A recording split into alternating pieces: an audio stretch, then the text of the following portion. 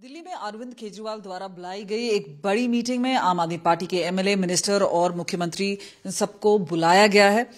क्या सोचती है अकाली दल इसके बारे में? हमारे साथ इस वक्त हैं दलजीत चीमा, उन्हीं से सीधा बात करते हैं। सर, काफी कुछ कह रहे हैं, कांग्रेस पार्टी वाले बोल रहे हैं कि भाई चेंज ऑफ गार्ड हो सकता है, रवनीत बिट्टू बोल रहे हैं कुछ दिन की सरकार है। अब आप जानते हैं कि आंकड़े भी देखे जाएं, 92 में 117 में से 92 तो इनके पास हैं। तो कहां से आपको लग रहा है और क्या लगता है आपको पर्पस ऑफ मीटिंग है? देखिए, कोई पार्टी की मीटिंग वो करना चाहते हैं तो उसमें तो किसी को कोई इतराज नहीं है,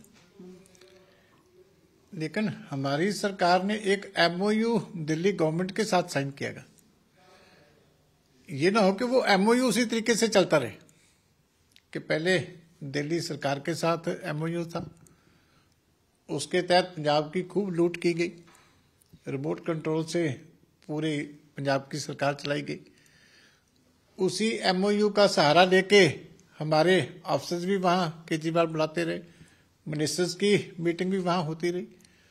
उसी का सहारा लेके पंजाब की एक्साइज पॉलिसी भी वहीं बैठ के जो है बनाई गई, लागू यहां की गई। तो एक तो भगवंत मान जी आज गए हैं तो वो उनको बता दें कि वो एमओयू खत्म हो गया कम से कम। ये ना हो कि अब पार्टी के साथ वो एमओयू आगे ट्रांसफर हो जाए, क्योंकि अब खतरा ये है कि जो दिल्ली के रिसोर्सेज थे वो सरप्लस थे। दिल्ली अमीर स्टेट है, उनकी इनकम ज्यादा थी, उनका तो सर्वनाश कर दिया केजरीवाल ने, और साथ में दिल्ली के साथ साथ पंजाब का भी कर रहे थे, हमारा भी पूरा खजाना लूट रहे थे। तो अब हमें चिंता है कि हमारी तो छोटी सी स्टेट है, तो ये तो ऑलरेडी बहुत बड़े कर्जे के नीचे दबी हुई है। तो अब सारी आम आदमी पार्टी का बोझ अब पंजाब के ऊपर पड़ेगा, तो पंजाब का क्या बनेगा, हमें तो चिंता इस बात की है। इसलिए एक तो अगर गए हैं तो सारे अपना एमओयू खत्म करके आए कि वो बात खत्म हो गई है, तो वापस आके जो जिम्मेवारी है अपनी स्टेट के लिए वो अपनी ड्यूटी निभाए। चाहिए तो ये था कि अब वो खुद इधर आ जाते, इतने लोगों को, सारे हमारे मंत्री जा रहे हैं, मुख्यमंत्री जा रहे हैं, दूसरे जा रहे हैं, रिसोर्सेज तो फिर स्टेट की लग रही है, तो मीटिंग भी उधर हमारे ही गेस्ट हाउसेज में होनी है, खर्चा फिर हमारा ही है। तो ये पंजाब को काफी चूस लिया, अब पंजाब का खेड़ा छोड़े।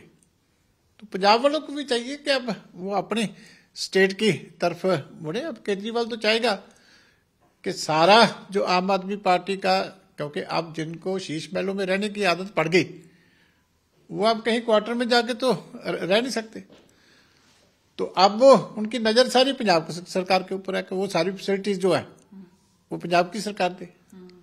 तो ये चीज नहीं होनी चाहिए ना। पंजाब के लोग आप क्या मानते हैं, स्टेबल है भगवंत मान की सरकार? है? मानते हैं स्टेबल है भगवंत मान की सरकार? नहीं, स्टेबिलिटी कहाँ है यहाँ? यहाँ इनके पास है ही कुछ नहीं। स्टेबिलिटी नॉन स्टेबिलिटी नंबर्स तो उनके पास नहीं, नंबर्स भी है, वो उनके हाथ में थे। यहाँ तो हुक्म ही आता था। जब भगवंत मान का ऑफिस कौन चला रहा है? पहले तो आप ये बताइए, भगवंत मान खुद चला रहे हैं ऑफिस, आप मानते हैं? उनका ऑफिस जो केजरीवाल के साथ जेल में था, उनका पीए, वो उनका ऑफिस चला रहा। तो अब फिर ये लोग चाहेंगे कि जो दूसरे मिनिस्टरों के भी स्टाफ है वो भी आके इधर बैठ जाए। तो ये ना हो कि एक एक जो मिनिस्टर वहां से हटाया वो एक एक मिनिस्टर के साथ यहां लग जाए।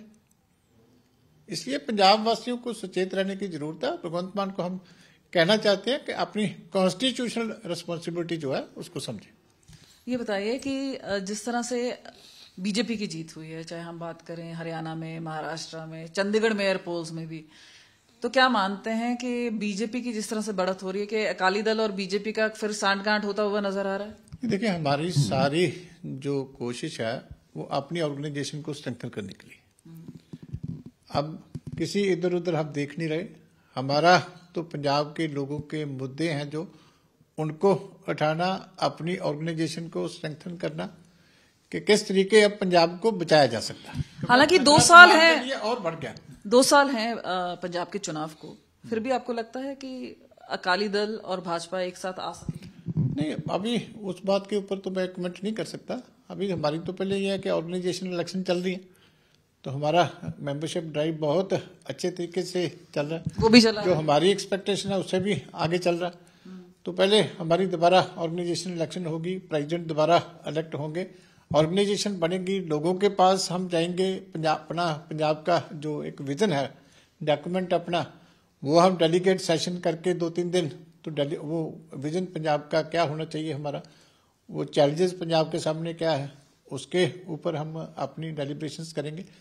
सारा कुछ वहां डिस्कशन के बाद फिर आगे कैसे बढ़ना है वो बाद की बात है। अभी तो मेन कंसंट्रेशन हमारी है कि पार्टी को कैसे स्ट्रेंथन करना। अमन अरोड़ा का बयान है कि सिर्फ जट सिख ही क्यों सीएम हो, वो जो बोल रहे हैं कि सारी कम्युनिटीज हैं, कोई हिंदू सेकंड क्लास सिटीजन हैं, तो आपको लगता है कि जो उनका बयान है वो कई लोग बोल रहे हैं कि खुद के एम्बिशंस उनके सामने हैं? देखिए, पंजाब की धरती का इतिहास अमन अरोड़ा जी को पढ़ना चाहिए। ये गुरु तेग बहादुर साहब की धरती है, यहाँ मानस की जात सब है, एक पहचानों की बात गुरु गोबिंद सिंह जी महाराज ने की है। तो ये गुरु नानक साहब सभी गुरुओं की धरती है। तो यहाँ ना तो किसी ने जात पात के बारे में कभी सोचा है, ना ऊंच नीच के बारे में सोचा है। ये राजनीति गंदी पंजाब में कम से कम किसी को नहीं करना चाहिए। कोई भी यहाँ चीफ मिनिस्टर हो सकता है, वो मेरिट के ऊपर डिपेंड करता है, पार्टी के चॉइस के ऊपर डिपेंड करता है। ये बातें पहले भी ऐसे पंजाब में उठा के पंजाब को मैं कहता हूं कि जो हमारी एक स्ट्रेंथ है, जो पंजाब की एक पहचान है अलग के, यहाँ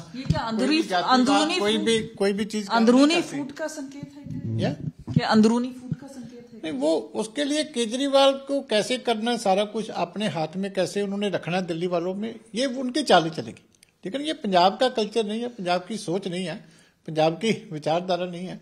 यहाँ कोई भी बन सकता है, कभी किसी ने नहीं सोचा, कभी किसी ने इस बात के ऊपर विरोध भी नहीं किया। ये जात पात ऊंच नीच। आप ये बताइए कि आपको लगता है कि 2 साल बच गए हैं कि भगवंत मान ही बने रहे?